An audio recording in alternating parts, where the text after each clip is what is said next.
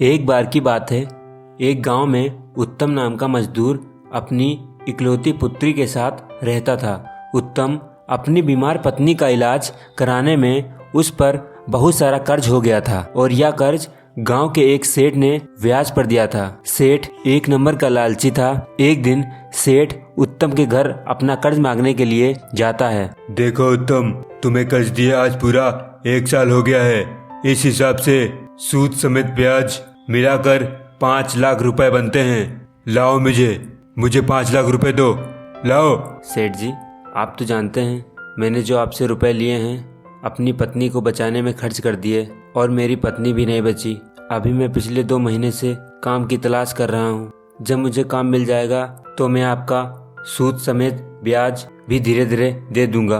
अरे क्या, कर्ज लेने के 1 साल के बाद तेरे पास 1 फूटी कौड़ी नहीं है और तू ब्याज देने की बात कर रहा है? काम मिलने के बाद भी तुझे 10 साल लगेंगे इसका सूद देने में। सेठ जी रहम करो मुझ मजदूर पर। मैं धीरे धीरे ही सही अपनी पूरी जिंदगी लगाकर आपके पैसे की एक एक पाई चुकाकर ही मरूंगा, पर इससे पहले मुझे अपनी बेटी की शादी कर लेने दीजिए। क्या तेरी बेटी भी है? कहाँ है? उत्तम की बेटी बहुत ही खूबसूरत होती है। तब उत्तम अपनी बेटी को बुलाता है। सेठ उत्तम की बेटी को देखकर उसकी नीयत खराब हो जाती है। देखो उत्तम, तुम पैसे नहीं दे सकते हो, मैं समझता हूँ, पर मेरे पास एक विचार है जिससे तुम्हारा सारा सूद समेत ब्याज उतर जाएगा। कैसे कैसे सेठ जी? अगर तुम अपनी बेटी को 1 महीने के लिए मेरे पास छोड़ दो। देखो, रकम इतनी बड़ी है इसलिए, नहीं तो मैं एक ही रात के लिए तुम्हारी बेटी को ले जाता। क्या सेठ जी, आप ये कैसी बातें कर रहे हैं? मेरी बेटी की शादी होने वाली है। सेठ कुछ नहीं बोलता, बस वह उत्तम से अपनी बेटी को उसके बताए पते पर भेजने को कहता है।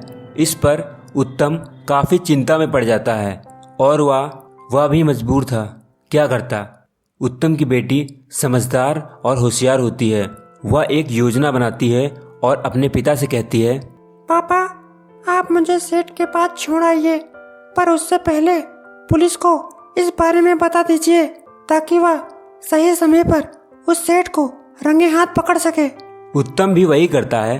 उत्तम अपनी बेटी को उस सेठ के पास छोड़ देता है और वह सेठ उसके साथ अनुचित व्यवहार करने लगता है। तभी वहाँ उत्तम पुलिस के साथ वहाँ आता है और सेठ को पुलिस से रंगे हाथ पकड़वा देता है। इस तरह उत्तम की बेटी की सूझबूझ और समझदारी से होने वाली अनहोनी को उसने टाल दिया।